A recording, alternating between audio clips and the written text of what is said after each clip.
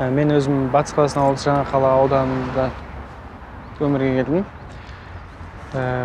Мектеп кезінен, енді кішкентай кезімізден әдебиетке жақынырақ болдық. Кейін жоғары сыныпқа келе өзіміздің өлең жазатынымызды түсініп, жарыстарға қатысып, әртүрлі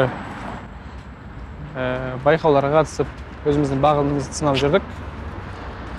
Содан сол басталған дүниелер бізді осы Алматыға жетелеп алып келді. Университетке осы Сәби қайырымдылық қорының грантымен түстім. 10-шы сыныпта ғой деймін, 11-шы сыныпта екен. Бір журналдан көріп қалдым Сәбидің хабарландыруын. Мен көрейін деп құжаттар тапсырып алдым, конкурстарға қатысып. Кейін ұбт болды, бірақ мен ұбт-ның қорытындысы балл бойынша негізі мен АГУ-ға түскем. Бірақ арманым менде КАЗУ-ға түсу болды. Сөйтсем мен бір жақта мына грантым болды. Сөйттім не болса да адам өзінің бір арманын орындау керек, өзінің қалағанына қол жеткізу керек.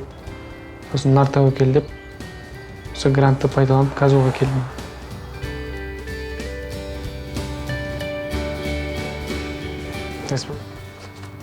Ең бірінші өлеңді сол ғашық болып жаздық қой.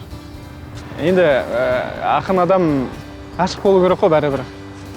Бүкіл жазған дүниесінің барлығы ғашықтықтан туады. Әсіресе ол жас болса, оның жан дүниесінде сүю, ұнату деген дүниелер міндетті түрде болады. Сондықтан сондай болды. Енді ақын дегенде ол ешкім өлеңмен енді пайда таппаған шығар деп ойлаймын. Өйткені оны сен өзің үшін жазасың, өзіңнің ләззатың, өзіңнің кайфың деп айтады ғой. Бірақ та әртүрлі конкурстар болады, мысалы мүшәйралар, әртүрлі жарыстар. Сондай кезде қомақты қаржылар тігіледі жүлдеге. Сондай жағдайда ғана болмаса, былай өлеңмен ақша таба алмайсың. Қазір өлеңді ешкім көп адам оқымайды, оны белгілі бір орта ғана оқиды. Мысалға, өзіңнің бір оқырманың, өзіңнің бір танитын адамдарың ғана оқуы мүмкін да. Мысалға, егер санмен алып қарайтын болсақ, бір 300-400 адам оқуы мүмкін өлеңді. Ол бір Фейсбуктағы бір аудитория оқуы мүмкін. Ал жалпы халықты деңгейде ол жетпейді. Енді оның барлығы бәлкім уақытпен келетін дүние шығар. Поэзия ол адам жанының айқайы деп айтып жатады ғой. Крик души.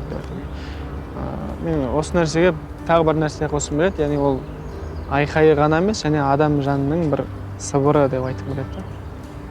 Ол бір қолға ұстауға келмейтін, ол бір ешкімге айтқың келмейтін, айта алмайтын бір ойың, бір сезімің деп ойлаймын.